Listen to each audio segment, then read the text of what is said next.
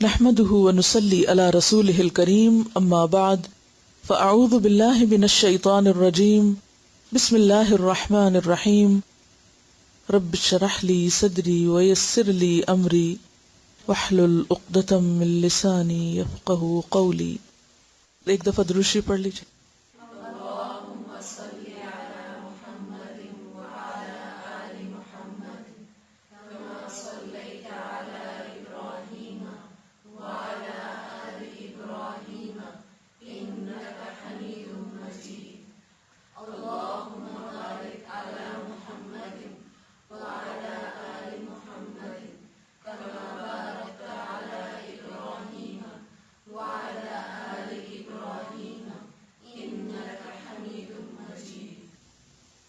دعا پڑھیے حسن اخلاق کی. اللہم کما حسنت خلقی فحسن خلقی.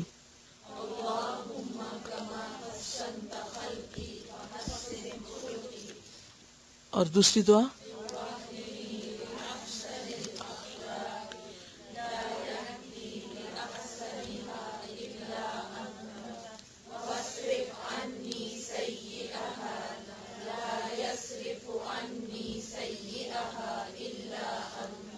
ٹھیک ہے. زبانی نہیں یاد ہوئی ابھی یہ دعا. یہ یہاں پر اسلام آباد ہاسٹل کی رپورٹ ہے. انہوں نے لکھا ہے کہ ہم نے حسن اخلاق کی دعا یاد کر لی ہے. ٹھیک ہے, تو آپ بھی یاد کر لیجئے. انہوں نے یہ بھی لکھا ہے کہ جو ڈائری بنوائی گئی ہے اس سے ہمیں فائدہ ہو رہا ہے, اور اس کے علاوہ انہوں نے ہاسٹل میں ایک سافٹ بورڈ لگایا ہے جو حسن اخلاق کا سافٹ بورڈ ہے, اور اس میں ہر دفعہ حسن اخلاق سے متعلق جو ہوم ورک ہوتا ہے وہ لگا دیا جاتا ہے. تو میرا خیال ہے کہ اگر آپ اپنے بیڈ روم میں یا کچن میں یا کہیں بھی ایک چھوٹے سائز کا سافٹ بورڈ لگا دیں, اور ہر دفعہ کا جو عملی ہوم ورک آپ کو ملے اس کو بڑے لفظوں میں لکھ کر یاد دہانی کے طور پر وہاں لگا دیں, تو اس سے انشاءاللہ اپنے آپ کو چیک کرنے کا بھی موقع ملے گا.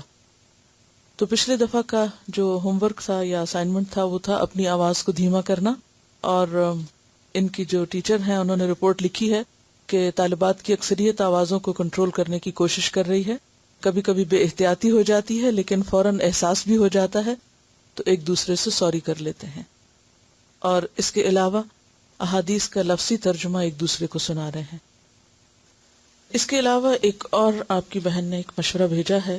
یہ کہتی ہیں کہ کیا آپ تمام اسٹوڈنٹس یا لسنر سے یہ ریکویسٹ کر سکتی ہیں کہ وہ ہر چیپٹر میں سے ہفتے میں ایک حدیث یاد کر لیں. آپ کو یہ معلوم ہوگا کہ پہلے زمانے میں لوگ قرآن پاک کی سورتوں کے علاوہ احادیث بھی یاد کیا کرتے تھے, اور اس زمانے میں حافظ کہتے ہی اس شخص کو تھے جس کو احادیث یاد ہوتی تھی. یعنی 100,000 حدیثیں اگر کسی کو یاد ہیں تو وہ حافظ کہلاتا تھا, اور حدیثیں 100 کی تعداد میں نہیں ہزاروں کی تعداد میں یاد کی جاتی تھی. پوری کتاب لوگ اسی طرح یاد کرتے تھے بخاری کی جس طرح قرآن پاک یاد کرتے ہیں, اور پھر صرف حدیث کا ٹیکسٹ نہیں بلکہ چین بھی یاد کرتے تھے کہ کون سی حدیث کس نے کس سے روایت کی. اور اس کے بارے میں امام بخاری کا واقعہ آپ نے پڑھا ہوگا کہ کس طرح ان کا ٹیسٹ لیا گیا. 10 احادیث کی سندیں آپس میں ایک دوسرے سے ملا کر ان کے سامنے پیش کی گئی تو انہوں نے ان کو دوبارہ سے درست کر کے صحیح سندوں کے ساتھ پڑھ کر سنایا. تو یہ ہے کہ آپ صلی اللہ علیہ وسلم کے احادیث کی حفاظت بھی لوگوں نے اپنے دل و جان کے ساتھ کی. اگر ہم زیادہ نہیں تو کم از کم سب سے چھوٹی حدیث جو چیپٹر کی ہو اس کو بھی یاد کر لیں تو انشاءاللہ اس سے آپ کو آئندہ کے لیے بہت فائدہ ہوگا. دلیل کے طور پر بعض اوقات آپ کوئی بات سوچ رہے ہوتے ہیں یا کسی سے کر رہے ہوتے ہیں اور آپ کو حدیث کے الفاظ یاد آ جاتے ہیں تو وہ ایک اسٹرانگ ریمائنڈر بھی ہوتا ہے. اکٹھے کوئی بھی کام کرنے کا فائدہ یہ ہوتا ہے کہ ہم ایک دوسرے کو تھام کے رکھ سکتے ہیں, ایک دوسرے کو یاد دہانی کرا سکتے ہیں. تو انشاءاللہ اگلے ہفتے کے ہوم ورک میں آپ یہ بات نوٹ کر لیجئے کہ ہر چیپٹر میں سے ایک حدیث یاد کرنا, اور جب آپ لفظی ترجمہ سنائیں گے تو اس وقت آپ ایک حدیث بھی زبانی سنا دیں, اور اس میں اگر آپ ساتھ صحابی کا نام بھی یاد کر لیں کہ یہ حدیث کس نے روایت کی ہے اور اس کے ساتھ کس کتاب میں سے ہے, یعنی رواہ البخاری یا رواہ الترمذی یا کس نے روایت کی. آج ہم احادیث سے شروع کرتے ہیں انشاءاللہ تعالی, اور پھر اس کے بعد کچھ وقت ہوا تو باقی باتیں آپ سے ڈسکس کروں گی. حدیث نمبر 16 سے عن عبداللہ ابن عمر رضی اللہ عنہما عن النبي صلى الله عليه وسلم قال الظلم ظلمات يوم القيامة رواه البخاري کتاب المظالم. عن عبد اللہ بن عمر، عبداللہ بن عمر رضی اللہ عنہ سے روایت ہے. عبداللہ بن عمر بن خطاب رضی اللہ عنہما جیسا کہ نام سے ظاہر ہے حضرت عمر رضی اللہ تعالی عنہ کے بیٹے تھے. عبداللہ عمر رضی اللہ تعالی عنہ کے بیٹے تھے اور ابن عمر کے نام سے مشہور ہیں. والدہ کا نام زینب بنت مزعون تھا اور آپ حضرت حفصہ بنت عمر بن خطاب کے حقیقی بھائی تھے. عبادلہ اربع کے نام سے 4 عبداللہ تاریخ میں بہت مشہور ہوئے ہیں. عبداللہ بن عباس، عبداللہ بن عمر، عبداللہ بن زبیر اور عبداللہ بن عمر. تو آپ ان میں سے ایک ہیں. آپ کی پیدائش مکہ میں ہوئی 2 نبوی میں. 2 نبوی سے کیا مراد ہے کہ جب آپ صلی اللہ علیہ وسلم نے نبوت کا دعویٰ کیا تو اس کے دوسرے سال، اور جب آپ کے والد حضرت عمر نے اسلام قبول کیا تو آپ کی عمر تقریباً 5-6 سال تھی. تو والد کے ساتھ ہی مسلمان ہو گئے اگرچہ بچے تھے. اور جب 13 نبوی میں ہجرت ہوئی تو اس وقت آپ کی عمر 11 سال تھی، یعنی آپ ابھی بچے ہی تھے. اسی وجہ سے ہم دیکھتے ہیں کہ آپ غزوہ بدر میں، غزوہ احد میں شرکت نہیں کر سکے، بلکہ سب سے پہلا غزوہ جس میں آپ نے شرکت کی وہ غزوہ خندق ہے. لیکن ہم دیکھتے ہیں کہ اس کے بعد تقریباً ہر غزوے میں وہ آپ صلی اللہ علیہ وسلم کے ساتھ شریک رہے. حجۃ الوداع کے موقع پر بھی وہ آپ کے ساتھ تھے. آپ صلی اللہ علیہ وسلم کی وفات کے بعد جب مسلمان مختلف علاقوں میں پھیلے تو آپ جہاد کی غرض سے ایران، مصر، ٹیونس، الجزائر اور مراکش تک گئے. حتیٰ کہ امیر معاویہ کے ساتھ ٹرکی پر جب حملہ ہوا قسطنطنیہ پر تو اس لشکر میں بھی شریک تھے. 84 سال عمر پائی، 84 ایئرس، اور 74 ہجری میں آپ کی وفات ہوئی. آپ کو قرآن پاک کی تفسیر اور حدیث کی روایت سے خاص طور پر شغف تھا، اگرچہ فقہ میں بھی آپ کی خدمات پائی جاتی ہیں. آپ کی روایت کردہ احادیث کی تعداد 1600 ہے. حضرت عبداللہ بن عمر رضی اللہ تعالی عنہ کو خاص طور پر حدیث رسول صلی اللہ علیہ وسلم اور آپ کے اتباع سے بہت دلچسپی تھی، اور اس معاملے میں وہ بہت باریکی کے ساتھ آپ کا اتباع کرتے. بہت ہی محتاط انسان تھے، بے حد متقی. آپ صلی اللہ علیہ وسلم کی پیروی اس حد تک کیا کرتے تھے کہ جس سفر میں آپ کے ساتھ رہے آپ صلی اللہ علیہ وسلم کے ساتھ ساتھ لگے رہے اور ہر بات نوٹ کرتے کہ آپ کہاں رکے ہیں، کہاں آپ نے نماز پڑھی، کہاں آپ رفع حاجت کے لیے گئے، آپ کس راستے سے گزرے. اور اس کے بعد جب کبھی اس راستے سے آپ کا گزر ہوتا تو آپ بھی وہیں رکا کرتے تھے. خواہ وہ طویل راستہ ہوتا لیکن اسی راستے سے گزرتے، جہاں آپ رکتے وہیں رکتے، جہاں آپ نے نماز پڑھی وہیں نماز پڑھتے. ایک ایک چیز میں آپ کے فٹ سٹیپس کو فالو کرتے تھے. حتیٰ کہ فتح مکہ کے موقع پر جب آپ صلی اللہ علیہ وسلم حضرت بلال کے ساتھ خانہ کعبہ میں داخل ہوئے تو ان کے نکلنے کے فوراً بعد اندر داخل ہوئے اور حضرت بلال سے پوچھا کہ یہ بتاؤ کہ آپ صلی اللہ علیہ وسلم نے نماز کہاں پڑھی تھی اور آپ کے دائیں طرف کون تھا. یعنی اس ڈیٹیل کے ساتھ آپ کی ہر چیز کو نوٹ کیا کرتے تھے. یہاں تک آتا ہے کہ ایک حدیث کی روایت میں اپنے گریبان کا اوپر کا بٹن کھول کر روایت کرتے تھے.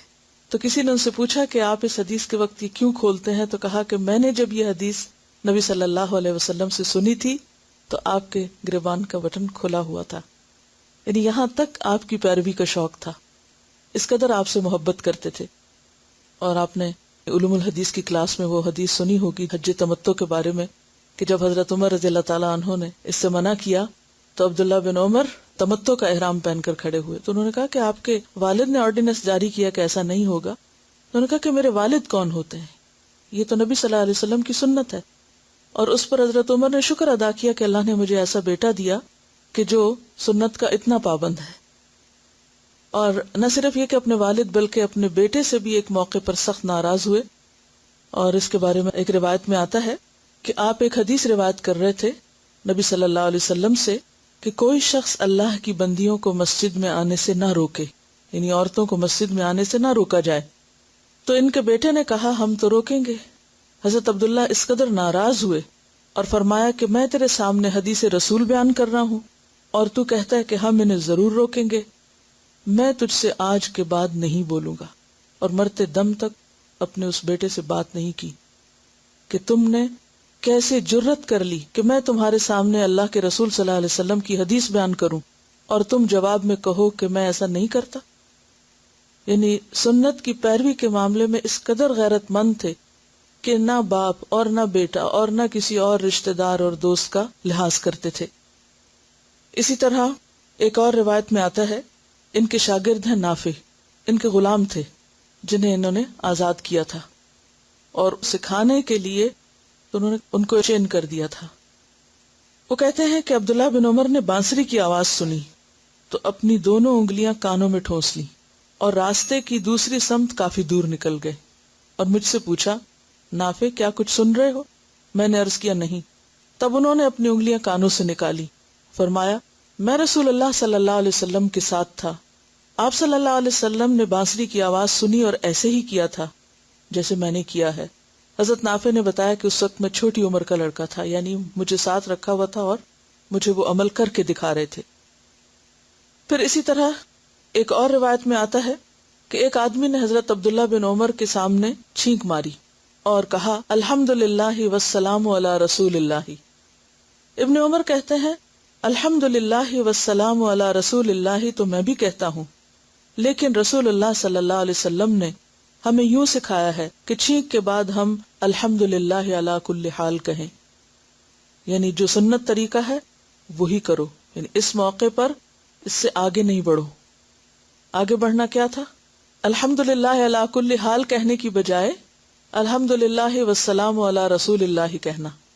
یعنی یہ جو تم نے خود سے جملہ بڑھایا ہے یہ ہمیں آپ صلی اللہ علیہ وسلم نے نہیں سکھایا. ایک طرف آپ سے اتنی محبت تھی لیکن اس محبت میں غلوب نہیں تھا کہ کوئی بے موقع بے محل بے جا ایسا کام کر رہا ہو تو اس کی تائید کر دیں اور کہیں کوئی بات نہیں، یہ بھی تو ایک اچھا جملہ ہے. وہاں انہوں نے روک لگا دی. پھر اسی طرح ایک اور موقع پر عبداللہ بن عمر سے روایت ہے کہ نبی اکرم صلی اللہ علیہ وسلم نے فرمایا اسلام کی بنیاد 5 چیزوں پر ہے: اللہ کی توحید، نماز قائم کرنا، زکوٰۃ ادا کرنا، رمضان کے روزے اور حج ادا کرنا. ایک آدمی نے بات دہرا کر پوچھا حج اور رمضان کے روزے؟ عبداللہ بن عمر نے فرمایا نہیں، رمضان کے روزے اور حج. میں نے رسول اللہ صلی اللہ علیہ وسلم سے اسی ترتیب کے ساتھ سنا ہے. یعنی اس سے آپ اندازہ لگا سکتے ہیں کہ وہ کس قدر محتاط تھے حدیث کی روایت میں. اور ہم جو ظلم کی مختلف ڈیفینیشنز پڑھتے رہے اور اس کے بارے میں بات ہوتی رہی تو آپ دیکھیں کہ ظلم کیا ہے؟ وضع الشیء فی غیر محلہ، کسی چیز کا اپنی جگہ سے ہٹا کے دوسری جگہ رکھ دینا. تو یہ بھی ظلم ہی کی ایک قسم تھی کہ بات ایک جگہ سے ہٹا کے دوسری جگہ رکھنا یا اس کی ترتیب بدلنا، یا پھر یہ کسی بھی آپ کے حکم پر عمل سے انکار کرنا.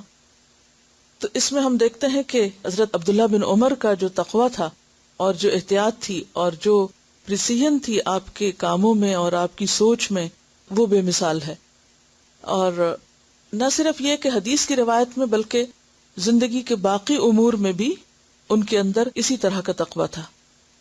اور اس میں ہم دیکھتے ہیں کہ جب انہوں نے احادیث آگے روایت کی تو ان کے شاگرد جو تھے نافع، انہوں نے بھی اسی طرح کی احتیاط کا مظاہرہ کیا. اور پھر ان کے شاگرد آگے امام مالک تھے، تو جو حدیث امام مالک، نافع اور عبداللہ ابن عمر سے روایت کرتے ہیں اس کو گولڈن چین کہا جاتا ہے، سلسلۃ الذہب کہا جاتا ہے.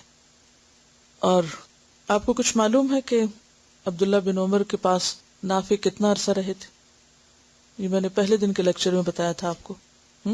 کچھ یاد ہے؟ تھوڑا سا کچھ اندازہ؟ 30 سال.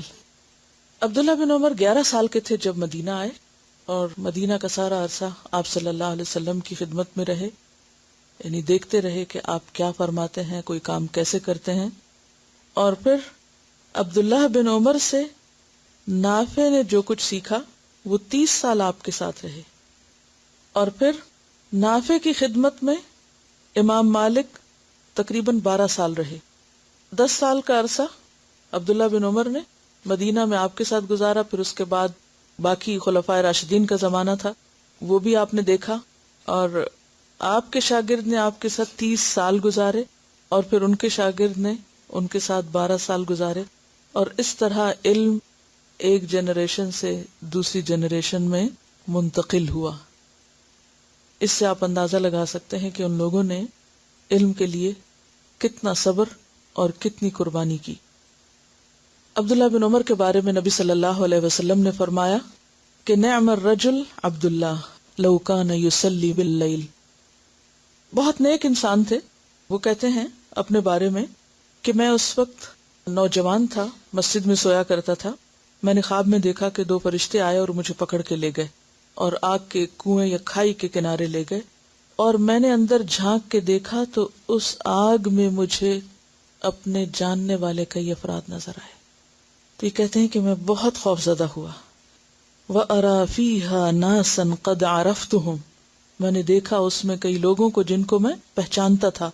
فَجَعَلْتُ أَقُولُ أَعُوذُ بِاللَّهِ مِنَ النَّارِ، تو میں خواب میں ہی زور زور سے پکارنے لگا کہ میں آگ سے اللہ کی پناہ چاہتا ہوں۔ فَلَقِيَهُمَا مَلَكٌ آخر، تو اتنے میں ایک اور فرشتہ آیا اور کہنے لگا کہ نہ ڈرو۔ پھر میں نے یہ خواب اپنی بہن کے پاس جا کے سنایا اور کہا کہ تم نبی صلی اللہ علیہ وسلم سے مجھے اس کی تعبیر پوچھ کے دو کہ یہ کیا خواب ہے جو میں نے دیکھا ہے۔ تو حضرت حفصہ نے خواب نبی صلی اللہ علیہ وسلم کو بتایا۔ آپ نے فرمایا نعم الرجل عبداللہ لو کان یصلی باللیل، عبداللہ بہت اچھا انسان ہے اگر رات کی نماز پڑھا کرے، یعنی تہجد پڑھا کرے۔ اور ایک اور روایت میں آتا ہے آپ نے فرمایا ان عبداللہ رجل صالح، عبداللہ نیک شخص ہے اگر وہ رات کی نماز پڑھا کرے۔ اور یہ صحیح ہے، بخاری اور مسلم دونوں میں روایت آتی ہے۔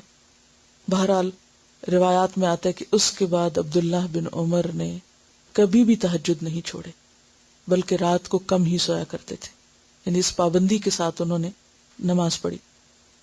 ایک اور خواب بتاتے ہیں نافع اپنے غلام کو کہ میں نے خواب میں دیکھا کہ میرے ہاتھ میں ریشم کا ایک ٹکڑا ہے اور جس طرف میں اس کے ساتھ اشارہ کرتا ہوں وہ مجھے اسی طرف جنت میں اڑاتا لے جاتا ہے، یعنی اس کپڑے کے ساتھ میں جدھر کو بھی دیکھتا ہوں ادھر اڑتا چلا جاتا ہوں۔ اور اسی لیے سعید ابن المسیب جو ہیں وہ کہتے ہیں لو کنت شاہدا لرجل من اہل العلم انہ من اہل الجنہ لشہدت عبداللہ ابن عمر، اہل علم میں سے اگر میں کسی کے حق میں گواہی دوں کہ وہ اہل جنت میں سے ہوگا تو وہ عبداللہ بن عمر ہیں۔ عبداللہ بن عمر بہت کچھ جاننے کے باوجود علم کے دینے میں بہت محتاط تھے۔ ان کے بارے میں آتا ہے کہ بعض اوقات یہ حدیث بیان کر رہے ہوتے تھے اور ان کا چہرہ زرد پڑ جاتا تھا، یعنی خوف کے مارے کہ کہیں میں اللہ کے رسول صلی اللہ علیہ وسلم سے کوئی غلط بات ایسی منسوب نہ کر دوں جو آپ نے فرمائی نہ ہو، یعنی اس قدر ڈرتے تھے کہ کہیں مجھ سے کوئی بے احتیاطی نہ ہو جائے۔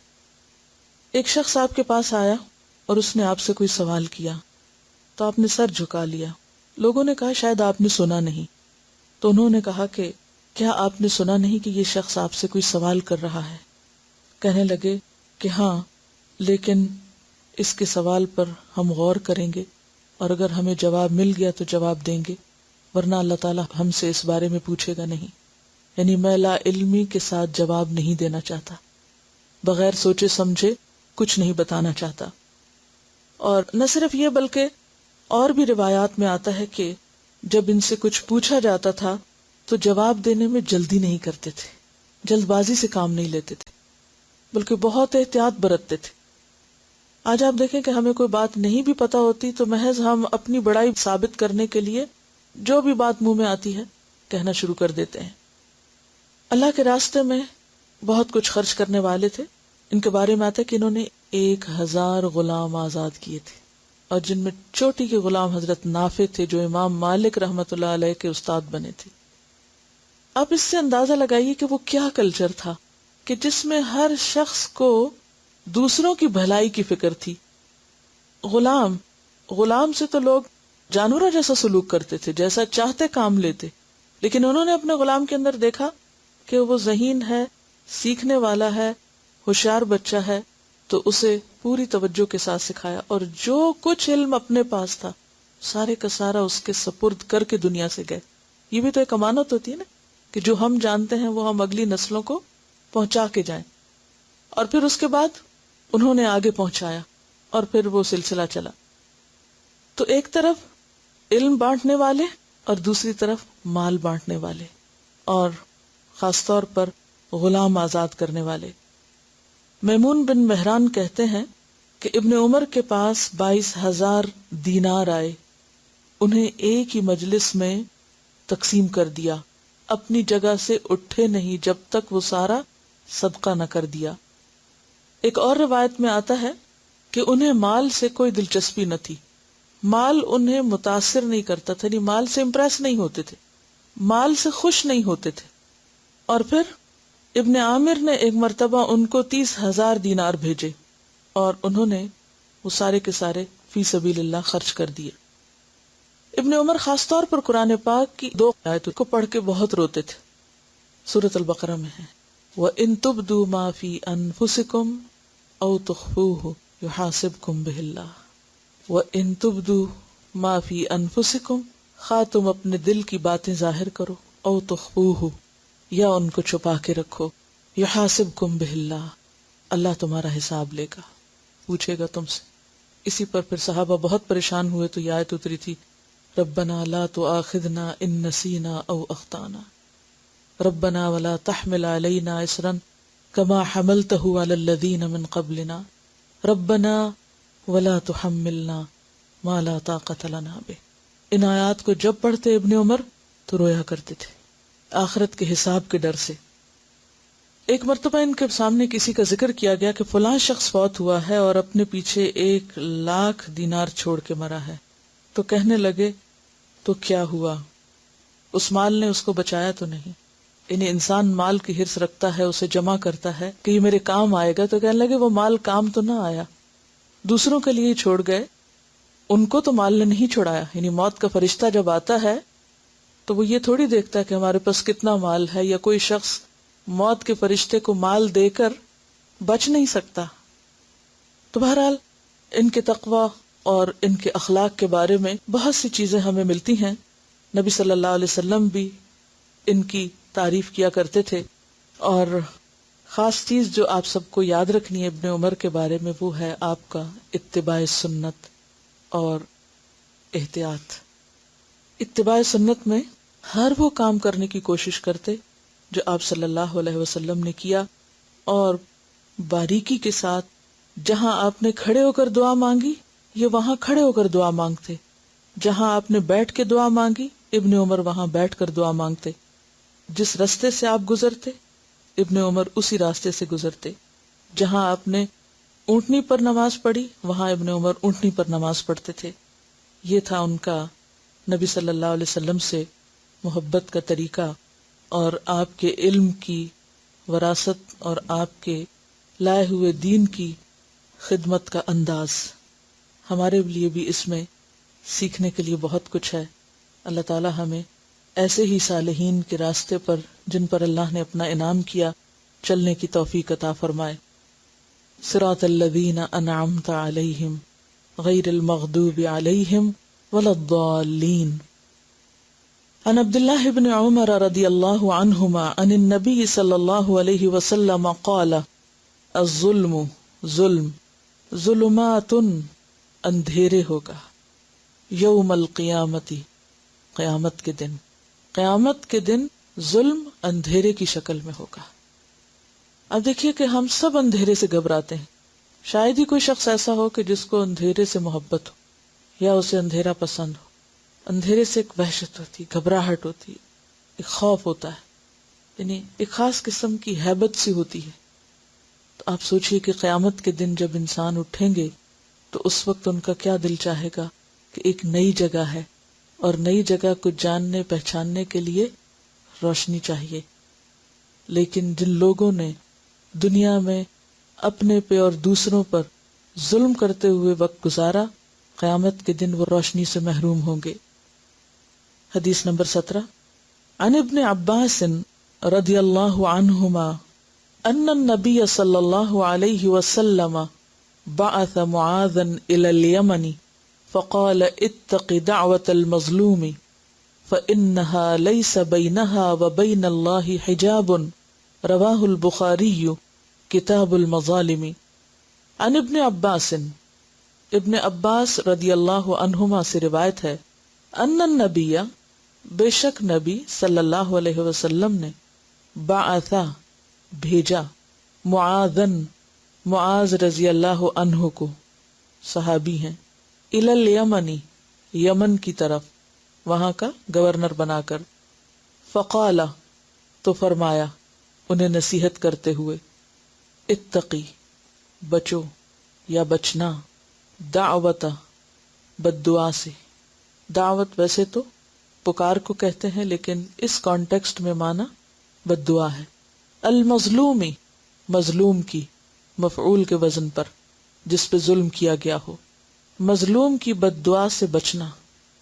فإنہا پس بے شک وہ یعنی بد دعا، لیسا نہیں ہے، بینہا اس کے درمیان، وبین اللہ اور اللہ کے درمیان، حجابن کوئی حجاب، پردہ، آڑ، رکاوٹ. نبی کریم صلی اللہ علیہ وسلم نے معاذ رضی اللہ عنہ کو جب یمن کا عامل بنا کر بھیجا تو آپ نے انہیں ہدایت فرمائی کہ مظلوم کی فریاد سے ڈرتے رہنا، بد دعا سے ڈرتے رہنا، کہ اس کے اور اللہ تعالی کے درمیان کوئی پردہ نہیں ہوتا. یعنی اگر کسی شخص پر ظلم کیا گیا، مثلاً اس کا مال چھین لیا گیا، یا اس کو ضرورت سے زائد ڈانٹا گیا، یا بغیر قصور کے اس کو کوئی الزام دیا گیا، یعنی ظلم کی کوئی بھی قسم جس سے دوسرے کا دل دکھ جائے، جس سے دوسرے پر زیادتی ہو، جس میں دوسرے کا نقصان ہو، جس میں دوسرے کو تکلیف پہنچی ہو، اور اس دکھے دل کے ساتھ اس کے منہ سے کوئی بات نکل گئی تو یہ بات فوراً عرش الہی تک پہنچ جائے گی. کوئی چیز درمیان میں رکاوٹ نہیں بنتی، فوراً وہاں پہنچتی ہے اور پھر فوراً قبول بھی ہوتی ہے. چونکہ معاذ بن جبل رضی اللہ عنہ گورنر بنا کے بھیجے جا رہے تھے، یعنی وہاں کے حاکم بنائے جا رہے تھے، ان کے پاس اتھارٹی تھی. تو عام طور پر ہوتا یہ ہے کہ جس شخص کے پاس اتھارٹی ہو، جس کے پاس قوت ہو، وہ دوسروں کا لحاظ کم کرتا ہے، یا دوسروں کو بعض اوقات اپنے مقابلے میں کچھ نہیں سمجھتا.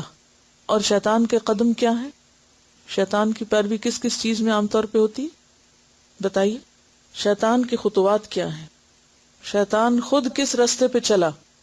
تکبر اور تکذیب دو بڑی چیزیں ہیں. شیطان کے دو قدم ہیں، ایک تکبر اور ایک تکذیب.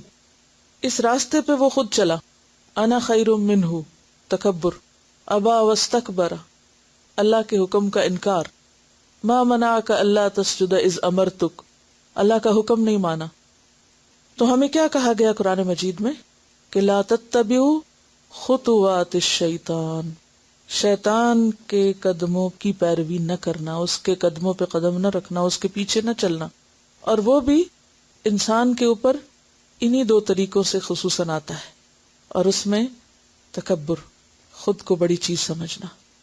کسی بھی اعتبار سے اللہ تعالیٰ جب ایک انسان کو دوسرے کسی انسان پر کچھ بھی فوقیت دیتا ہے یا درجہ دیتا ہے، خواہ وہ ایک درجہ ہی کیوں نہ ہو، وَلِلرِّجَالِ عَلَيْهِنَّ درجہ، یا پھر کوئی حاکم ہی کیوں نہ ہو، یا کسی بھی طرح ایک شخص کو دوسرے پہ کوئی اتھارٹی مل جائے اور وہ اس کا ناروا استعمال کرے، وہ اسے استعمال کرتے ہوئے دوسرے کو دبائے، زیادتی کرے، اس پہ سختی کرے، اس کی بے عزتی کرے، اور وہ شخص جواب میں کچھ نہ کر سکے، تو ایسی صورت میں اگر وہ اللہ کو فریاد کر دے تو اللہ تعالیٰ اس کی سن لے گا، اور پھر ظالم دنیا میں بھی اس کے انجام سے بچ نہ سکے گا.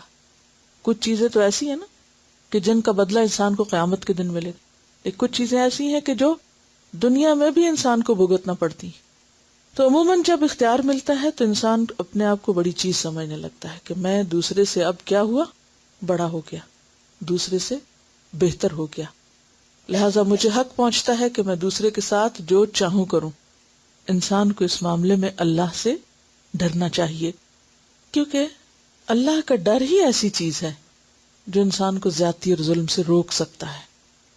دیکھیے دو طریقے ہیں. ایک شخص ایک کام کرتا ہے یہ سوچ کے کہ مجھے کوئی پوچھنے والا نہیں, دوسرا میرا کچھ نہیں بگاڑ سکتا, سامنے والا میرے مقابلے میں کمزور ہے, مجبور ہے, کہاں جائے گا, میں جو چاہوں کر لوں. اور دوسرا طریقہ کیا ہے کہ انسان کیا سوچ کے دوسرے کے ساتھ معاملہ کرے کہ اگر میں نے اس کو کچھ کہا تو میرے اوپر ایک اور بڑا ہے اور وہ نہیں چھوڑے گا, وہ پکڑ لے گا. تو صرف یہ احساس کہ وہ پکڑ لے گا, وہ پکڑ سکتا ہے, یہی وہ چیز ہے کہ جو انسان کو بے پناہ طاقت کے باوجود بھی متواضع رکھتی, ہمبل رکھتی, اس کے اندر عاجزی رہتی, تواضع رہتی کہ نہیں مجھے اللہ کے سامنے جواب دینا ہے. حدیث نمبر 18 عن انس رضی اللہ عنہ قال قال رسول اللہ صلی اللہ علیہ وسلم انصر اخاک ظالما او مظلوما قالوا یا رسول اللہ هذا ننصره مظلوما فكيف ننصره ظالما فقال تأخذ فوق يديه رواه البخاری کتاب المظالم.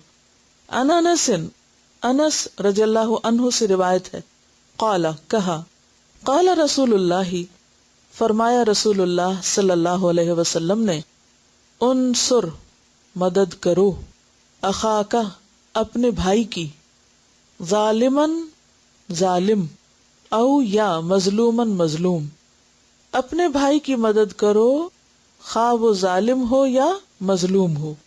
قالو لوگوں نے کہا, یا رسول اللہ اے اللہ کے رسول صلی اللہ علیہ وسلم, ہاذا یہ تو, ننصرہ ہم مدد کریں گے اس کی, مظلومن جو مظلوم ہے, یہ تو مظلوم ہے اس کی تو ہم مدد کریں گے, اس کی مدد تو ہمیں سمجھ میں آ رہی ہے.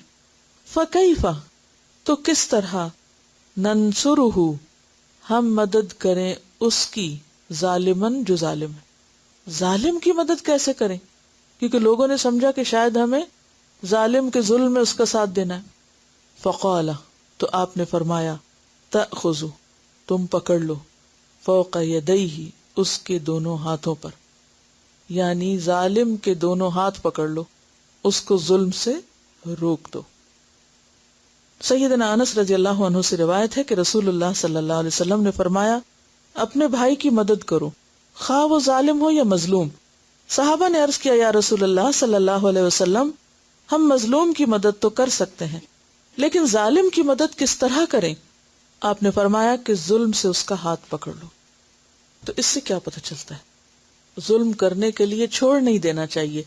اگر ہم دیکھ رہے ہیں کسی کے بارے میں کہ وہ دوسرے کے ساتھ زیادتی کر رہا ہے, تو خواہ وہ آپ کا عزیز ترین رشتہ داری کیوں نہ ہو, آپ کے والدین کیوں نہ ہو, آپ کے بہن بھائی کیوں نہ ہو, آپ کے بچے کیوں نہ ہو, آپ کے دوست کیوں نہ ہو, یا آپ کہیں راستے میں ہی کیوں نہ جا رہے ہو اور کسی کو آپ دوسرے کے ساتھ زیادتی کرتے ہوئے دیکھیں, تو اس موقع پر کیا فرض بنتا ہے, سد بعد کی تدبیر. ضروری نہیں کہ اسی وقت بیچ میں انسان کود پڑے اور خود بھی شکار ہو جائے ظلم کا. مثلا اگر ایک شخص کسی کو مار رہا ہے اور دوسرا اس کو بچانے لگتا ہے, تو بعض اوقات کیا ہوتا ہے, بچانے والا خود بھی کمزور ہوتا ہے, وہ بھی پٹ سکتا ہے. نہیں, ضروری نہیں کہ آن دا اسپاٹ ہی آپ کمزور ہوتے ہوئے بھی کود پڑے. ہاں, اگر آپ سمجھتے کہ آپ کے اندر طاقت ہے تو اسی وقت آپ کود سکتے ہیں, لیکن اگر آپ اس وقت سمجھتے ہیں کہ نہیں, تو آپ کسی اور کو ساتھ ملا کے 2 گنا طاقت کر کے یا 3 گنا, تو پھر آپ آگے بڑھیں. یا پھر آپ یہ کہ اس برائی سے نفرت کریں اور اس کے سدباب کی ایک لانگ ٹرم پلاننگ کریں کہ کون شخص کس پہ ظلم کرتا ہے, کیوں کرتا ہے, اور اس کا توڑ کیا ہے, اس کو مجھے روکنا کیسے ہے, حکمت کے ساتھ. اگر فوری طور پر آپ نہ بھی کر سکیں تو آئندہ کے لیے آپ اس کے لیے ضرور سوچیں. اس میں آپ دیکھیے کہ نبی صلی اللہ علیہ وسلم نبوت سے پہلے چونکہ ایک دین فطرت پر تھے, یعنی ایک صحیح رستے پر تھے اس وقت بھی کہ جو اللہ نے فطرت میں ہمارے خیر رکھی ہے نا, تو اس پر تھے. تو مکہ میں اور عرب کے اندر ظلم و ستم بہت عام تھا. جو طاقتور ہوتا تھا بس اسی کی چلتی تھی, باقی کمزور جو تھے ان کے لیے کوئی ٹھکانہ نہ تھا. خصوصاً غلاموں کا برا حال تھا, عورتوں کا برا حال تھا, بعض اوقات قافلوں کو لوٹ لیا جاتا. تو آپ صلی اللہ علیہ وسلم نے چند اور نوجوانوں کے ساتھ مل کر، جن کے نام میں فضل آتا تھا، باہم ایک معاہدہ کی، ایک تنظیم بنائی، آرگنائزیشن بنائی، اور اس میں سب ممبرز نے حلف اٹھایا، جس کو حلف الفضول کہا جاتا ہے، کہ جس میں بہت سارے فضل شامل تھے۔ یہ کس لیے تھی؟ تاکہ ظالموں کو ظلم سے روکا جا سکے۔ تو نبوت کے بعد آپ صلی اللہ علیہ وسلم فرماتے ہیں کہ اگر آج بھی مجھے کسی ایسے معاہدے میں شریک ہونا پڑے تو میں بخوشی شریک ہوں گا۔ یعنی جس شخص کے اندر ایک ایمان ہے، ایک خیر ہے، انسانوں کی بھلائی کا جذبہ ہے، یہ ہو ہی نہیں سکتا کہ جس کا دل حساس اور جاگتا ہو وہ کسی دوسرے کو ظلم کرنے کے لیے چھوڑ دے۔ وہ چین سے نہیں بیٹھ سکتا، وہ ضرور کچھ کرے گا، خواہ وہ اوروں کے ساتھ شریک ہو جائے یا اوروں کو اپنے ساتھ شریک کر لے، یا کوئی بھی تدبیر اور طریقہ اختیار کرے، وہ یہ نہیں کہہ سکتا کہ اس سے میرا کوئی کنسرن نہیں، جو جس کا جی چاہے کرے۔ نہیں، ایسا کرنے کا کیا نقصان ہوگا؟ اگر آپ دوسرے کو ظلم کے لیے چھوڑ دیں تو کیا ہوگا؟ ظلم کا کلچر عام ہو جائے گا۔ اگر کوئی شخص ظلم کو کنڈیم نہیں کرتا کہ یہ غلط بات ہے، تو نتیجہ کیا ہوگا؟ ظلم پر لوگوں کی جرأت بڑھتی چلی جائے گی، اور پھر پلٹ کر سارا معاشرہ اس سے متاثر ہو سکتا ہے۔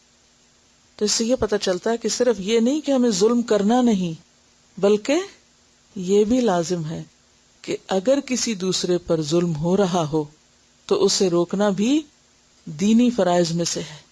زیادتی کو روکنا بھی اور مظلوم کی مدد کرنا بھی دین ہی کا حصہ ہے۔ ایک اور بات اس سے جو پتہ چلتی ہے کہ جو ظالم ہے اس کو بھی آپ نے اپنا بھائی کہا ہے۔ یعنی مظلوم تو بھائی ہے، لیکن ظالم بھی بھائی ہے۔ کیوں؟ ظالم کو کیوں بھائی کہا؟ آپ کسی کو خیر خواہی سے، محبت سے، ظلم سے باز رکھ سکتے ہیں۔ عام طور پر لوگ کیا سمجھتے ہیں کہ اگر کسی کو برائی سے روکنا ہے تو لازماً کیا طریقہ اختیار کرو؟ سختی کا، نفرت کا، شدت کا۔ تو اس کا نتیجہ کیا نکلتا ہے؟ مسئلہ حل نہیں ہوتا۔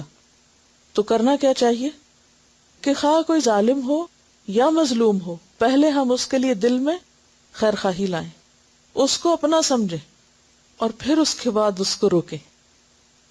تو یہاں پر کیا کہا گیا؟ انصر اخاک، اپنے بھائی کو روکو، ظالمن او مظلومن۔ حدیث نمبر 19۔ یہ حدیث بھی عبداللہ بن عمر سے روایت ہے۔ عن ابن عمر رضی اللہ عنہما یقول، کہتے ہیں، نہا، منع فرمایا ہے، النبی، نبی صلی اللہ علیہ وسلم نے، ان یہ کہ یقرن ملائے، الرجل کوئی شخص، بین درمیان، التمرتین دو کھجوروں کے، جمیعاً اکٹھے، حتی یہاں تک کہ یستأذن اجازت لے لے، اصحابہ اپنے ساتھیوں سے۔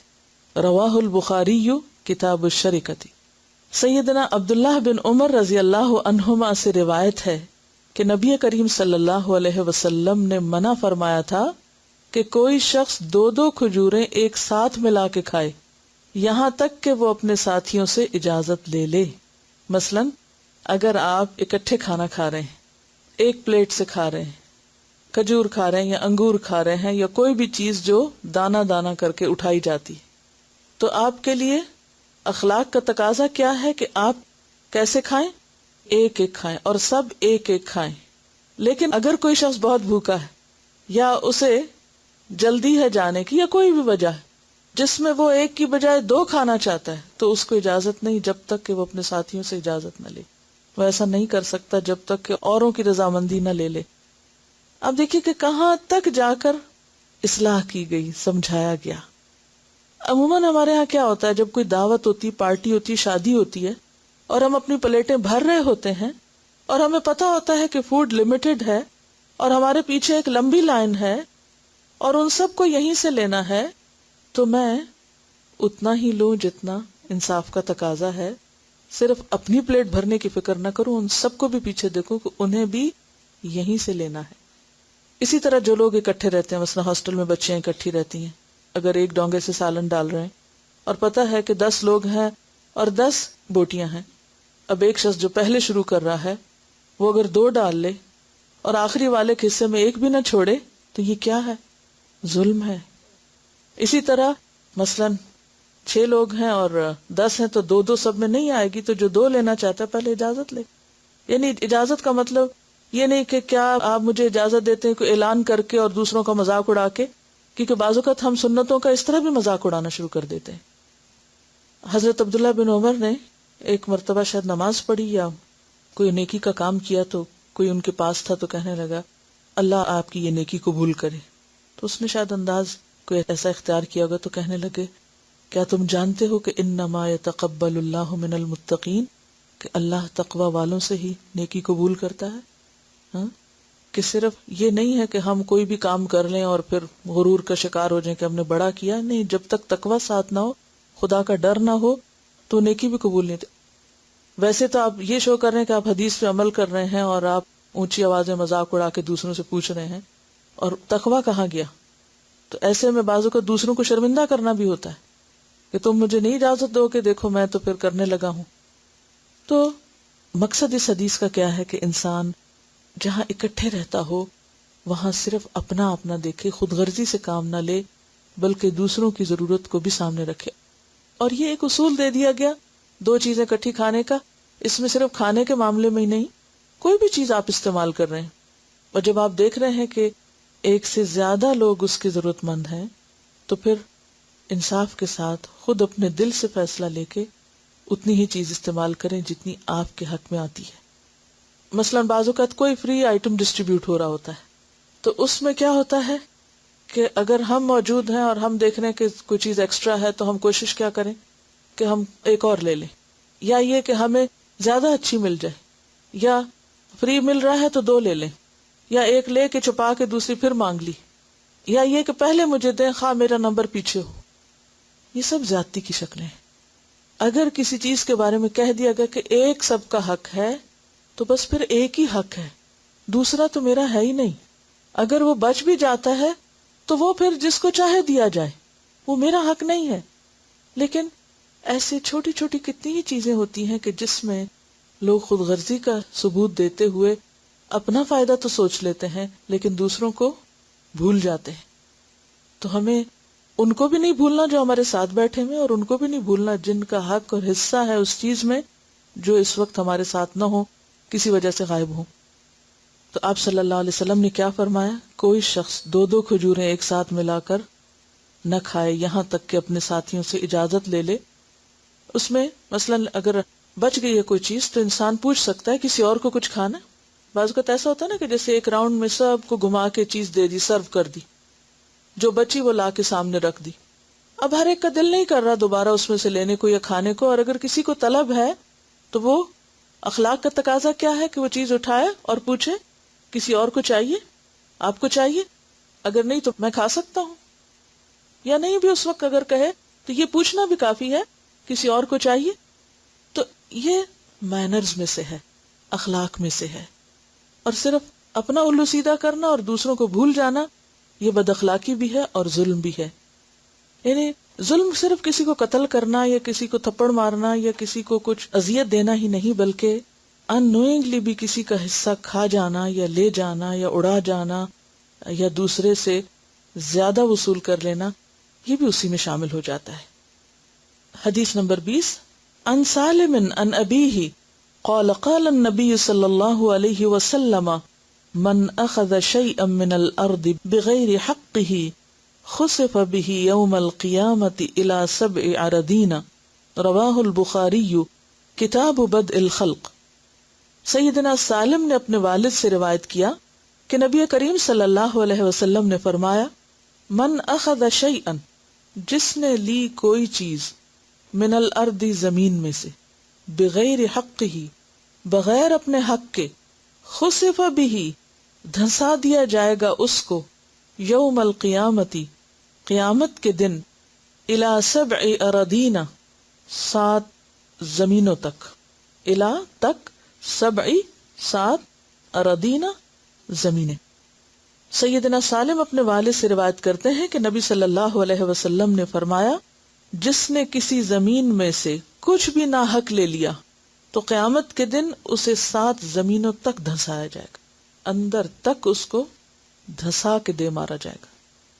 بخاری کی ایک اور حدیث میں آتا ہے کہ ہم سے ابو الیمان نے بیان کیا، اور وہ کہتے ہیں کہ ہمیں شعیب نے خبر دی، انہوں نے زہری سے کہا، مجھ سے طلحہ بن عبداللہ نے بیان کیا، اور ان کو عبد الرحمن ابن عمرو ابن سہل نے خبر دی کہ سعید بن زید نے کہا کہ میں نے حضرت صلی اللہ علیہ وسلم سے سنا، آپ فرماتے تھے جو کوئی کچھ زمین ظلم سے چھین لے تو 7 زمینوں کا طوق اس کے گلے میں ڈالا جائے گا۔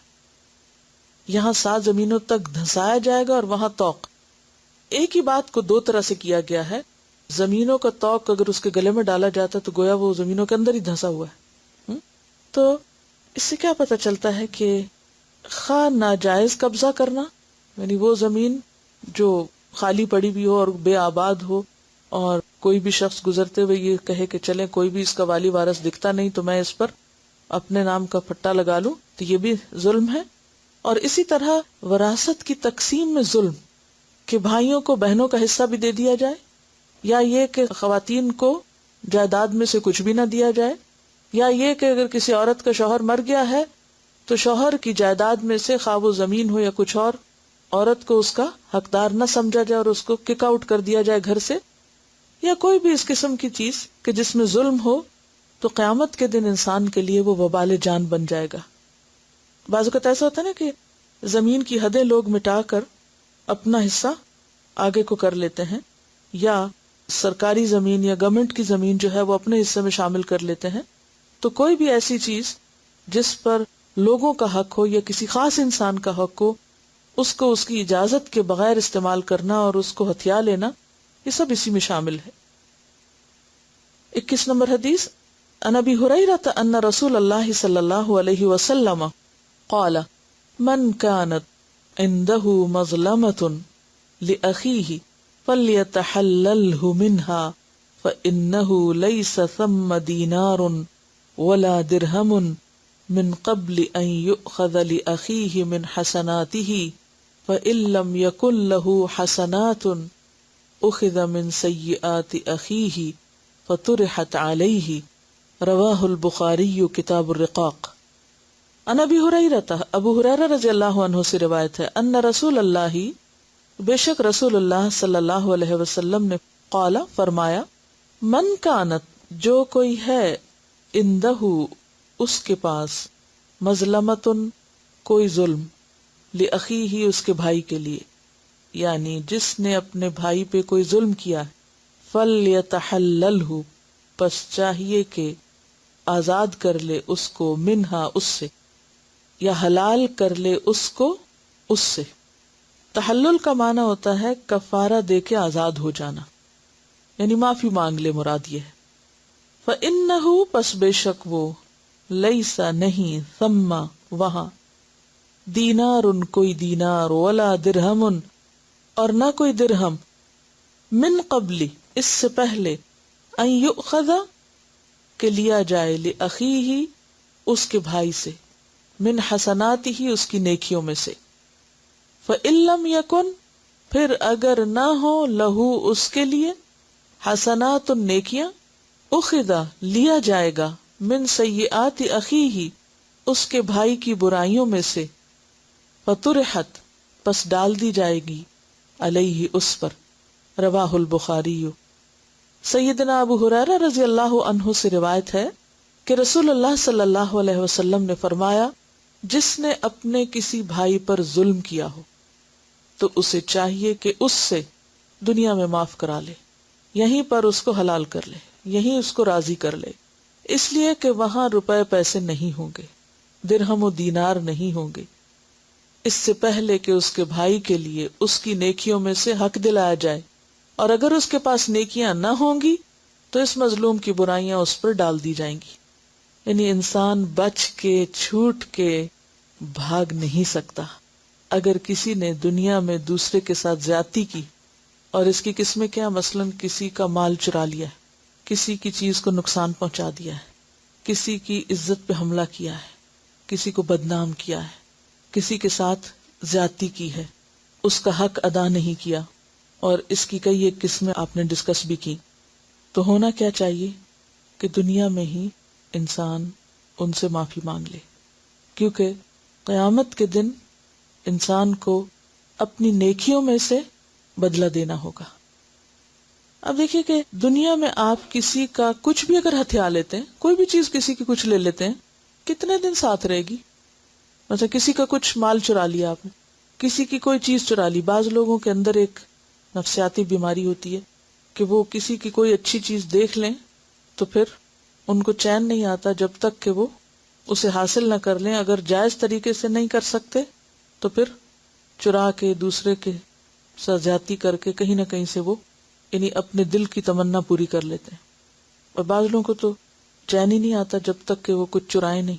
بچپن سے بعض اوقات لوگوں کو عادت ایسی پڑ جاتی ہے اور کہتے ہیں کہ نفسیاتی بیماری تھی۔ یہ بھی ایک ڈھونگ رچایا ہوا کہ ہر غلط کام کرو اور پھر اس کو ذہنی بیماری قرار دے کے چھٹکارا حاصل کر لو، اپنے لیے حلال کر لو، جائز کر لو۔ تو یہ سب دھوکے ہم اپنے آپ کو، یہ دوسروں کو دنیا میں تو دے سکتے ہیں، اللہ کے ہاں اس کی کوئی حقیقت نہیں ہے۔ اور نہ ہی نبی صلی اللہ علیہ وسلم نے چوری کو یا کسی کے ساتھ زیادتی کو کوئی نفسیاتی بیماری قرار دیا ہے، اور اگر نفسیاتی بیماری بھی ہے تو اس کو علاج کرنا ضروری ہے۔ بہرحال دنیا میں اگر کسی کے ساتھ کوئی بھی زیادتی کی ہے، اس کی کوئی بھی چیز اٹھائی ہے یا اس کا حق نہیں دیا، تو انسان یہیں دے دے، اس کو واپس کر دے اور توبہ کرے، دوسرے سے معافی مانگ لے۔ اگر کسی کا دل دکھایا ہے تو معافی مانگ لے، اگر کسی کی غیبت کی ہے، چغلی کی ہے، اس کو بدنام کیا ہے، تو یا تو اس سے معافی مانگے یا پھر یہ ہے کہ اس کا کفارہ کرے کسی بھی طرح۔ یہاں لفظ ہے نا یہ تحلل ہو، اس کو حلال کرے، یعنی جو زیادتی کی ہے اس کا مداوع کرے۔ اگر کسی کے ساتھ کوئی تلخی ہو گئی تو دوسرے لمحے کیا کرے؟ اچھا کر دے۔ تو کیا ہوتا ہے؟ ان الحسنات یذہبن السیئات، نیکیاں برائیوں کو لے جاتی ہیں۔ ہاں، کیونکہ انسان ہے نا، ہم کبھی تھکے ہوتے ہیں، کبھی غصے میں ہوتے ہیں، کبھی کسی طرح ہوتے ہیں۔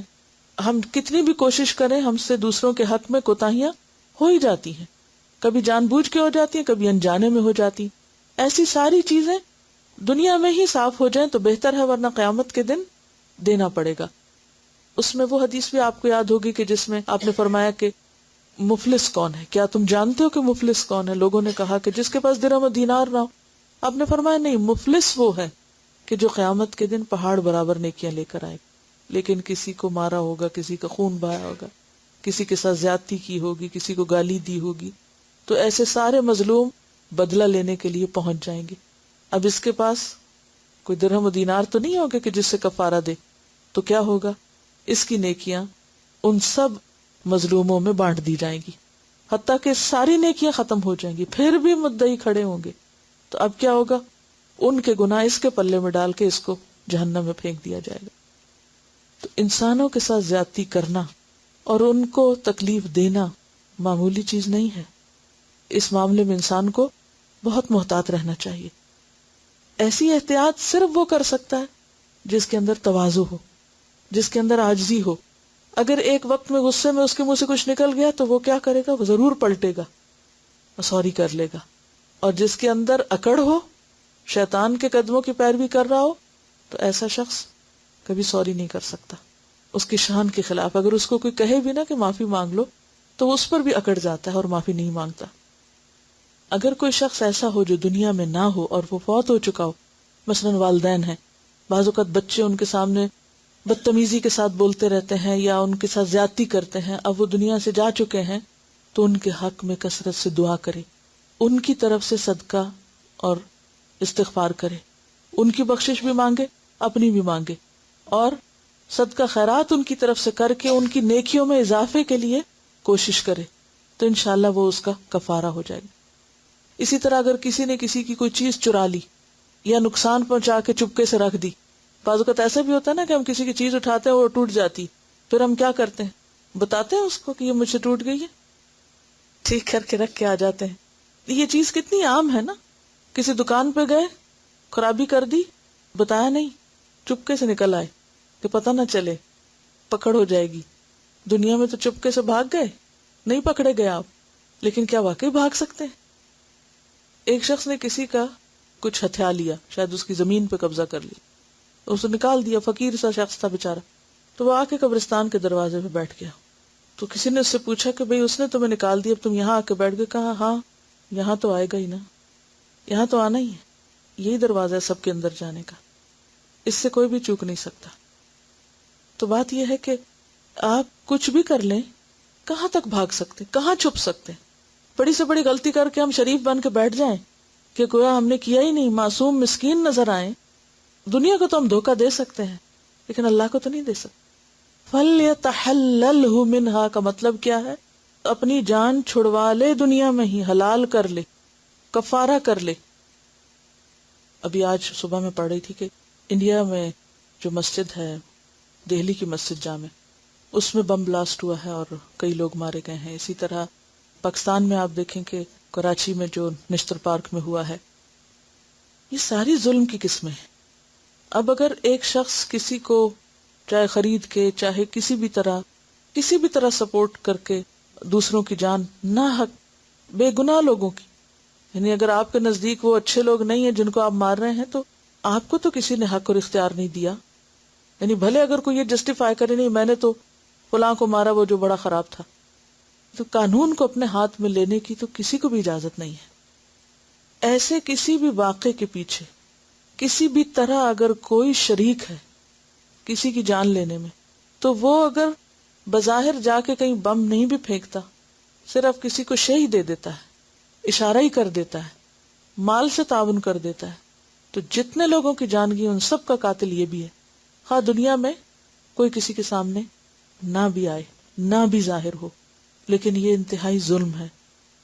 آپ صلی اللہ علیہ وسلم نے قیامت کی نشانیوں میں سے بتایا تھا قتل بڑھ جائے گا، اور کسی کو یہ نہیں پتا ہوگا کہ وہ کس بات میں مارا جا رہا ہے. بعض اوقات لوگ اپنے گھر سے نکلتے ہیں، ان کو پتہ ہی نہیں کہ ان کو مارا کیوں جا رہا ہے. اور پھر آپ دیکھیے کہ جب ایک ایسی زیادتی ہوتی ہے تو پھر کیا ہوتا ہے کہ بسیں جلائی جاتی ہیں، اور اسی طرح دوسروں کی پراپرٹیز کو نقصان پہنچایا جاتا ہے، پیٹرول پمپ جلا دیے جاتے ہیں اور لوٹ مار شروع کر دی جاتی.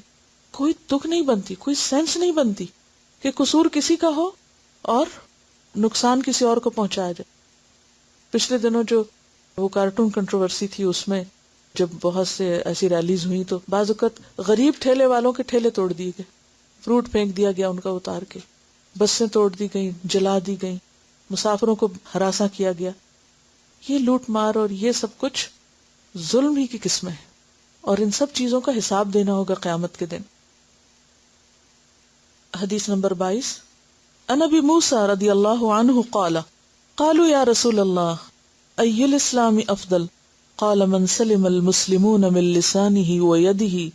عن ابی موسیٰ، ابو موسیٰ رضی اللہ عنہ سے روایت ہے، قال وہ کہتے ہیں، قالوا لوگوں نے کہا، یا رسول اللہ اے اللہ کے رسول صلی اللہ علیہ وسلم، ای الاسلامی کون سا اسلام، افضل افضل ہے، قال کہا، من جو، سلمہ سلامت رہیں، المسلمون مسلمان، من لسانہ اس کی زبان سے، ویدہ اور اس کے ہاتھ سے.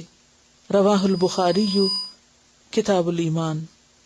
سیدنا ابو موسیٰ رضی اللہ عنہ سے روایت ہے، وہ کہتے ہیں کہ لوگوں نے پوچھا، یا رسول اللہ صلی اللہ علیہ وسلم کس کا اسلام افضل ہے؟ تو نبی کریم صلی اللہ علیہ وسلم نے فرمایا، جس کے زبان اور ہاتھ سے سارے مسلمان سلامتی میں رہیں، یعنی انہیں کوئی تکلیف نہ پہنچے، نہ ان کی جان کو، نہ مال کو، نہ عزت کو، نہ آبرو کو. تو گویا دوسروں کو دکھ دینے سے بچانا جو ہے یہ بھی بہت ضروری ہے. آپ دیکھیے کہ بعض اوقات ظلم کی ایسی قسمیں بھی ہوتی ہیں کہ جس میں ہم دوسروں کی رعایت سے ناجائز فائدہ اٹھاتے ہیں. مثلا کسی نے لکھا ہے کہ ہم مسلمان آبادی والے علاقے میں رہتے ہیں، لوگ زیلر سے چیزیں خرید کر لاتے ہیں اور پھر اسے استعمال کر کے رسید کے ساتھ واپس لوٹا دیتے ہیں. جیسے کسی شادی پہ جانا ہے تو کوئی نیا ڈریس پہن لیا اور پھر اس کے بعد آ کے طے کر کے واپس کر دیا، اور بہت فخر سے بتاتے ہیں کہ ہم بہت اسمارٹ ہیں اور بہت ہوشیار ہیں، اور ایسا ظلم کر کے شرماتے بھی نہیں. یعنی ڈٹائی کی حد آپ دیکھیں، ایک چوری اور اوپر سے سینہ زوری. اور جب نیت ہی خراب ہو کہ انسان جائے اس نیت سے کہ میں جا کے صرف دوسرے کی رعایت سے فائدہ اٹھا کے پھر اس چیز کو واپس کر دوں گا، تو یہ تو سراسر زیادتی میں آتا ہے. بعض اوقات آپ دیکھیں کہ چھوٹی چھوٹی حقیر چیزوں کے لیے انسان اپنا نامہ اعمال کالا کرتا ہے، اور قیامت کے دن وہ سب کچھ اسے نیکیوں سے دینا ہوگا بدلے میں، یعنی اپنی نیکیوں سے ہاتھ دھونا ہوگا۔ اول تو یہ کہ ہم نیکی کرنے میں کتنے ہوشیار ہیں، کتنی نیکیاں ہم نے جمع کی، چھوٹا سا کام کرنا بھی ہمارے لیے کتنا دوبر ہوتا ہے، اس میں نیت پتہ نہیں کیسی ہوتی، اور پھر ساتھ ساتھ ایسے کام کرتے ہیں کہ جس سے دنیا میں بھی صفایا ہوتا رہے، اور پھر اگر کوئی بچا کچھ ساتھ لے بھی گئے تو وہاں جا کر ان چیزوں میں اگر سب کچھ بانٹ دیا تو ہاتھ میں کیا رہے گا، کس قدر محتاط زندگی بسر کرنے کی ضرورت ہے۔ حدیث نمبر 23، ان ام سلمۃ عن النبی صلی اللہ علیہ وسلم قال انما انا بشر وانکم تختصمون ولعل بعضکم ان یکون الحن بحجته من بعض واقضی له على نحو مما اسمع فمن قضیت له من حق اخیہ شیئا فلا یأخذ فانما اقطع له قطعة من النار، رواہ البخاری کتاب الحیل۔ سیدہ ام سلمہ رضی اللہ عنہا سے روایت ہے کہ رسول اللہ صلی اللہ علیہ وسلم نے فرمایا، انما بے شک انا میں بشرن ایک انسان ہوں، وانکم اور بے شک تم تختصمون جھگڑتے ہو، ولعل اور شاید بعدکم تم میں سے بعض ان یکون یہ کہ ہو الحنا زیادہ دلیل رکھنے والا بحجتہ ساتھ اپنی حجت کے، یا زیادہ چالاکی سے بولنے والا اپنی حجت کے ساتھ، من بعد بعد سے، وَأَقْضِيَ لَهُ اور میں فیصلہ کر دوں اس کے حق میں۔ یہ جو لحن کا لفظ ہے نا، لحنہ کا معنی ہوتا ہے ذہین ہونا، اور الحنہ کا معنی ہوتا ہے دلیل سے بات سمجھانا، یعنی بہت زبردست طریقے سے اپنی دلیل پیش کرنے والا ہو، بہت حجت بازی کرنے والا ہو۔ وَأَقْضِيَ لَهُ اور میں فیصلہ کر دوں اس کے حق میں، علی اوپر، نحوی طریقے کے، مما اس میں سے جو، اسمع میں سنتا ہوں، فمن تو جو کوئی، قضیت لہ میں نے فیصلہ کیا اس کے لیے، من حق اخیہ شیئا اس کے بھائی کے حق میں سے کوئی چیز، فلا یأخذ پس نہ لے، فانما پس بے شک، اقطع میں کاٹتا ہوں، لہو اس کے لیے، قطعتن ایک ٹکڑا، من النار آگ میں سے۔ بخاری نے اس کو روایت کیا ہے۔ سیدہ ام سلمہ رضی اللہ عنہا سے روایت ہے کہ رسول اللہ صلی اللہ علیہ وسلم نے فرمایا، میں ایک انسان ہوں۔ یہ کون کہہ رہے ہیں؟ نبی صلی اللہ علیہ وسلم۔ اور بعض اوقات جب تم باہمی جھگڑا لاتے ہو تو ممکن ہے کہ تم میں سے بعض اپنے فریق مخالف کے مقابلے میں اپنا مقدمہ پیش کرنے میں زیادہ چالاکی سے بولنے والے ہوں، یعنی زیادہ ہوشیار ہو اپنی دلیل پیش کرنے میں، اور اس طرح میں اس کے مطابق فیصلہ کر دوں، یعنی چالاک انسان کے حق میں، زیادہ بولنے والے کے حق میں، اور اس طرح میں اس کے مطابق فیصلہ کر دوں جو میں تم سے سنتا ہوں۔ پس میں جس شخص کے لیے بھی اس کے بھائی کے حق میں سے کسی چیز کا فیصلہ کروں تو وہ اسے نہ لے، کیونکہ اس طرح میں اسے جہنم کا ایک ٹکڑا دیتا۔ یہاں ظلم کی ایک اور قسم بتائی گئی ہے، اور وہ ہے جھوٹے مقدمے جیتنا۔ بعض لوگوں کا طریقہ ہی یہی ہوتا ہے کہ وہ جھوٹی بات کو بھی سچ بنا کے پیش کر سکتے ہیں، زمین آسمان کے قلابے میں لانا جانتے ہیں، اور باتوں میں اس طرح دوسرے کو دھوکہ دینا جانتے ہیں کہ ایک شخص سچا ہوتے ہوئے بھی اپنے حق میں، یعنی اپنی بات میں گویا وہ جھوٹا ہے، یعنی سچے کو بھی جھوٹا بنانا جانتے ہیں۔ اگر کوئی شخص ایسا ذہین ہو اور اس طرح کی چرب زبانی جانتا ہو، اور پھر وہ مقدمے جیت سکتا ہو اور عدالت کے سامنے غلط دلائل لا کر اپنے حق میں کوئی فیصلہ کرا لے، کسی کی چیز کو اپنا بنا لے، کیونکہ جج کا کیا کام ہوتا ہے کہ وہ تو صرف ظاہری دلائل کی بنیاد پر فیصلہ کرتا ہے، خواہ ذاتی طور پر وہ جانتا بھی ہو کہ کوئی شخص جھوٹا ہے، یہ کسی شخص کا حق نہیں، تو بھی وہ انصاف کے تقاضے کے تحت کیا کرتا ہے کہ سامنے کے جو فیکٹس ہیں اس کے مطابق فیصلہ کرے۔ تو فرمایا کہ میں تو فیصلہ اس کے مطابق کر دوں گا جو سامنے دلائل نظر آئیں گے، لیکن اگر کوئی شخص یہ سمجھتا ہے کہ میرا فیصلہ جو اس کے حق میں گیا وہ ظلم پر مبنی تھا، تو اس شخص کو چاہیے کہ وہ چیز نہ لے. اگر اس نے وہ چیز لے لی تو گویا اس نے آگ کا ایک ٹکڑا لے لیا. بعض اوقات ایسا ہوتا ہے نا کہ کوئی شخص کسی کی زمین پہ ناجائز قبضہ کر لیتا ہے. اب جس کی زمین ہے اس کے پاس مثلا کاغذ نہیں ہے یا اس کے پاس پورے دلائل نہیں ہے، دوسرا شخص جھوٹی پیروی کے ذریعے وہ چیز اپنے حق میں کر لیتا ہے. اب کیا ہے، ایسے میں بعض اوقات لوگ بہت خوش ہو رہے ہوتے ہیں ناجائز کسی کا مال ہتھیا کے، لیکن اس چیز کی حقیقت کو نہیں جانتے اور سمجھتے کہ جو کچھ انہوں نے لیا وہ کیا ہے. نبی صلی اللہ علیہ وسلم نے فرمایا کہ وہ چیز نہ لے، کیونکہ اس طرح میں اسے جہنم کا ایک ٹکڑا دے رہا ہوں، آگ کا ٹکڑا کاٹ کے دے رہا ہوں. وہ دنیا کا مال ہو یا زمین کا ٹکڑا ہو یا کوئی بھی دنیا کی چیز ہو. لیکن آپ دیکھیے کہ یہ چیز بھی خود مسلمانوں کے اندر کتنی عام ہے. بعض اوقات ایسا ہوتا ہے کہ میاں بیوی کے درمیان جھگڑا ہو جاتا ہے اور وہ جھگڑا کس پہ جا ختم ہوتا ہے؟ طلاق پہ. اب جب طلاق ہوتی ہے تو پھر عموماً اس کے بعد کس چیز کے بٹوارے ہوتے ہیں؟ مال کے، بینک بیلنس کے، اور بھی جو کچھ ملکیت ہوتی. اب عموماً کیسز جو ہیں وہ کہاں چلے جاتے ہیں؟ کورٹ میں.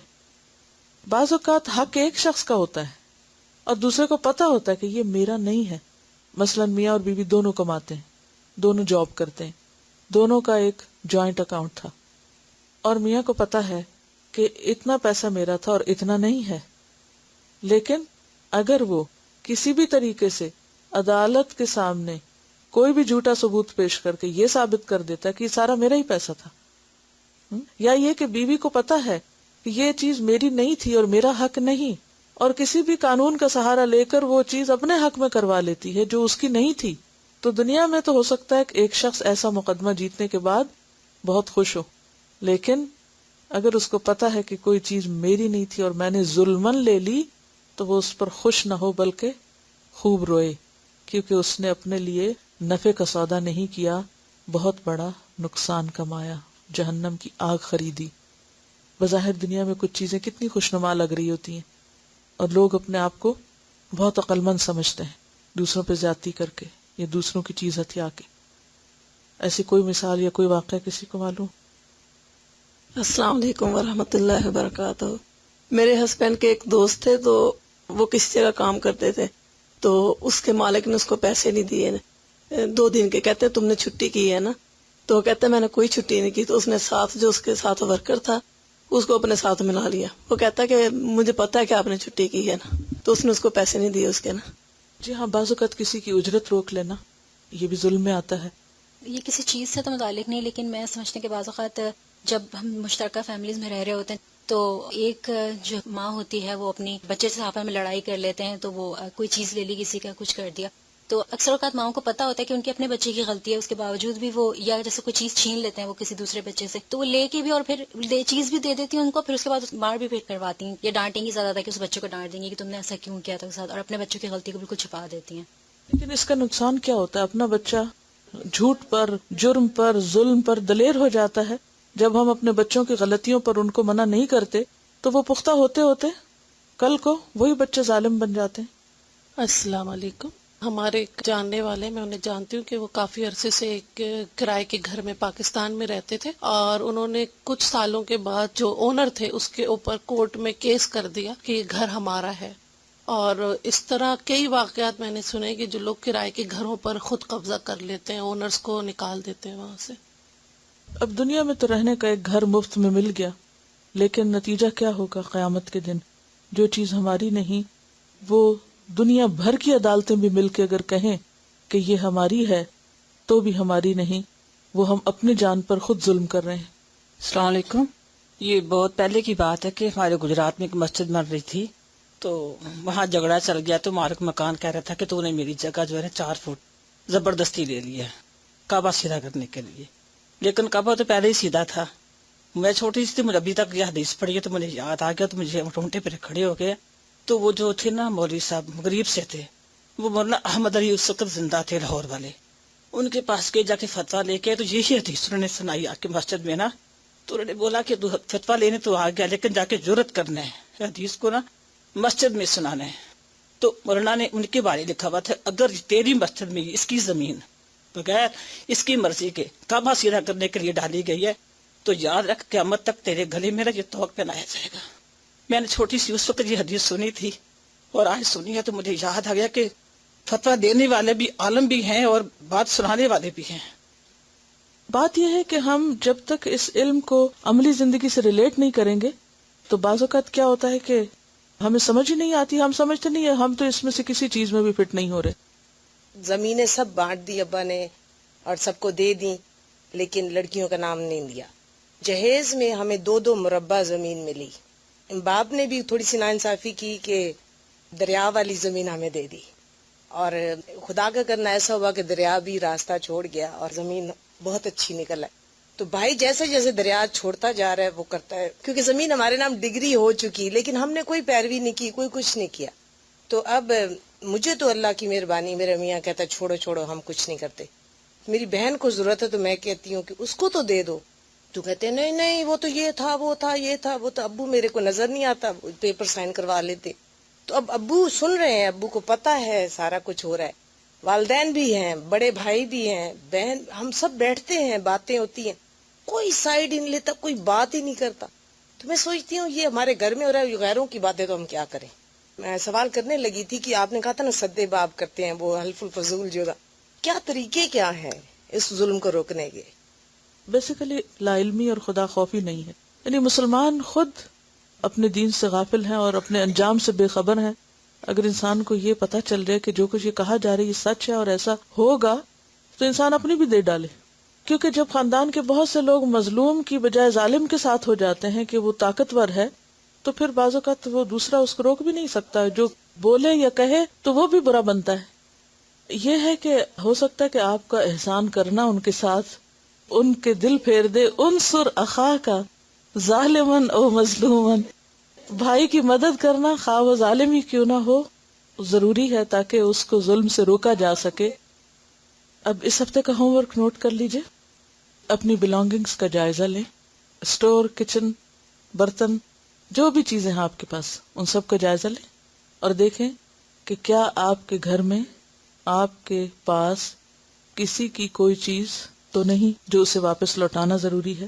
کیونکہ نبی صلی اللہ علیہ وسلم نے فرمایا عاریتاً لی ہوئی چیز واپس کی جائے گی، یعنی دودھ پینے کے لیے کسی کی گائے بھینس وغیرہ واپس کی جائے گی، قرض ادا کیا جائے گا اور ضامن ضمانت بھرنے والا ہے. نبی صلی اللہ علیہ وسلم نے فرمایا خبردار ظلم نہ کرو، خبردار مسلمان آدمی کا مال حلال نہیں مگر اس کی خوشی سے. کسی کی کوئی چیز جو آپ نے اس کی مرضی کے بغیر اپنے پاس رکھی ہوئی ہے وہ آپ کے لیے حلال نہیں جب تک کہ وہ آپ کو اجازت نہ دے. یہ کہتی ہیں کہ ان کے پاس کچھ لوگوں کے برتن رکھے ہوئے ہیں اور میں سب کو اعلان کر چکی ہوں اور کوئی ان کا والی وارث نہیں بن رہا، تو اب میں کیا کروں؟ انہیں کیا کرنا چاہیے؟ اب کسی کی کوئی چیز جس کا کوئی والی وارث آپ کو نہیں مل رہا وہ 1 سال تک رکھنا ضروری ہے، حتیٰ کہ ہو سکتا ہے کہ کسی وقت وہ لوٹ آئے اور پھر اس کے بعد آپ اس کو فی سبیل اللہ دے دیں یا خود استعمال کر لیں. اور اگر اس کے بعد آ جاتا ہے تو بھی اگر رکھی ہوئی ہے تو آپ اس کو واپس کر دیں، اور اگر نہیں آتا تو پھر آپ خود بھی استعمال کر سکتے ہیں یا کسی کو بھی دے سکتے ہیں. یعنی دونوں صورتیں جائز ہیں. یہ کسی نے فون کیا، نام نہیں بتایا، اور وہ کہتی ہیں کہ ہمیں کہا گیا تھا کہ ہمیں آگے کی سیٹس پر گروپ وائز بیٹھنے کی اجازت ہوگی، لیکن اس کے باوجود ہمیں ہماری باری پر بیٹھنے نہیں دیا گیا. کیا یہ ظلم نہیں؟ جی ہاں، اگر آپ کسی کا حق لے لیتے ہیں خواہ وہ سیٹ کا ہی کیوں نہ ہو، جگہ کا ہی کیوں نہ ہو، تو وہ بھی ظلم میں شمار ہوتا ہے. ایک چیز اپنے آپ کو پرکھنے کے لیے یہ ضروری ہے کہ ہم دوسرے کی جگہ خود کو رکھ لیں. کسی بھی چیز پر جب اپنا حق سمجھنے لگیں تو فوراً دیکھیں کیا کہ جس کا یہ حق ہے کیا وہ مجھے چھوڑے. اس چیپٹر میں سے کون سی حدیث یاد کریں گے آپ؟ چلیے میں آپ کو کہلوا دیتی ہوں تاکہ آپ کے لیے زبانی یاد کرنا آسان ہو جائے. حدیث نمبر 16. اصل چیز یاد کرنے میں سپیلنگز کا درست ہونا ضروری ہے، پروننسیشن کا صحیح ہونا. تو صحیح پروننسیشن بولے. عن عبداللہ ابن عمر رضی اللہ عنہما عن النبی صلی اللہ علیہ وسلم قال الظلم ظلمات یوم القیامت رواہ البخاری کتاب المظالم. سبحانک اللہم وبحمدک نشہد ان لا الہ الا انت نستغفرک ونتوب الیک. السلام علیکم ورحمۃ اللہ وبرکاتہ.